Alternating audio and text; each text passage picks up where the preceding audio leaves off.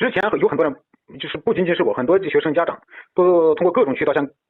每一个就是相关的部门，包括所在地的教育机构，完了咱们这个自治区的教育机构都进行过核实，他们的说法跟您一样，没有这个明确的这个文字材料。这个东西啊，我是这么想的，这个明确的文字材料不可能下来，因为它一旦下来的话，它是作为一个违法的一个证据，所以这个东西就是按我的话，就是有一些别有用心的人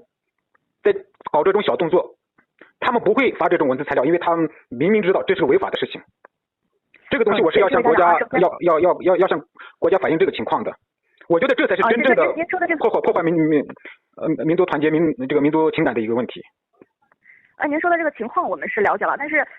就是我还是那句话啊，在没有真正的变成这个情况之前，您所说的一切都没有实际的证据，就是您说的没有证据，除非您的孩子真的变成这样，接受这种教育了，然后这个才是很明确的证据，表明他们确实这么做了。然后现在所说的您提到的口口相传，他们都不能作为一个证据，就是所以我也请您稍安勿躁，也不要太过着急，然后您可以继续多方了解一下情况，然后这件事情有不妥的话，我相信那个他也不能执行得下去。然后我这边呢也会跟我们相应的司局去说一下存在这么一个现在他还没有到，就是您说最后一步，我认为他没有到最后一步，还没有到孩子真的接受这个教育，就是没有这件事情并没有坐实，就是他并不是真的发生了，他只是大家听说他要这么干，他并不是真的发生了。就如果他真的发生了，然后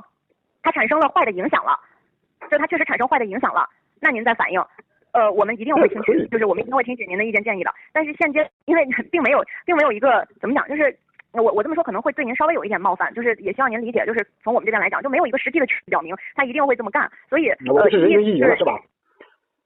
也不是说您人云亦云，怎么说都行，这个没问题，我知道这个是什么情况，我也明白，我也是考虑了好几天，才是跟你拨打这个电话，因为之前打过很多电话。都是不通的状态，这个也是别人提供给我的，说是这个电话是北京咱们这个北京这个我不知道您这是属于哪个部门啊？到现在也没搞清楚，说是能听得去教育部的电话，教育部是吧？这是教育部的电话，对，说是能听得进去我们的话的这么一个电话，能接能听，所以是打的这个电话。这个东西我知道这个，在我之前应该是有很多人打过，是不是？这个东西没有很多人，但是我并不是人云亦云，因为这个东西我们这有一些这个当老师的一些朋友已经都说了，给他们都是开会，都是口头说的，把这个工作布置下去。所谓的没有这个文字材料，它其实就是个不可能有的东西，都是口头相传，就这样把这个工作给一层一层的安排下去了，是这么个情况。如果不是这种情况，我也知道，我也知道说话得有真凭实据。刚才您说这个没有落实，确实是因为没开学嘛，但是开学了之后，确实是这么情况。您觉得您应该是知道，这确实是不妥，是吧？我刚才也说了，这个事情是违法的事情。如果确实实施了，那确实是违法的，是吧？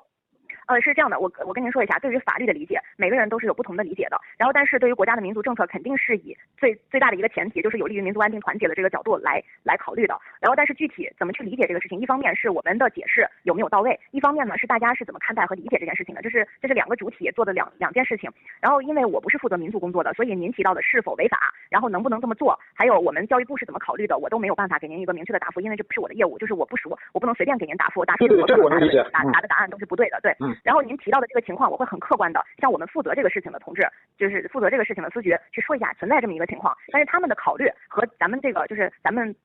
少数民族同胞的理解可能是有差别的，就可能就是如果真的要这么做，可能也是有差别的。就是您提到的别有用心，我认为大家就是稍安勿躁，也不要这么想，他未必是别有用心，只是有可能大家看待问题的角度不一样，就是出发点不一样。就是任何一件事情，它实施它不可能完全是为了一个邪恶的目的来实施一个影响面这么广泛的一个事情，它肯定是有好的考虑。就是假如他真的要实施的话，我这边会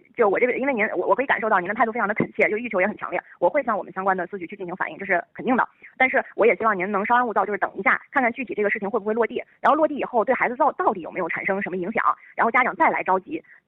也为时不晚。您说是不是？这个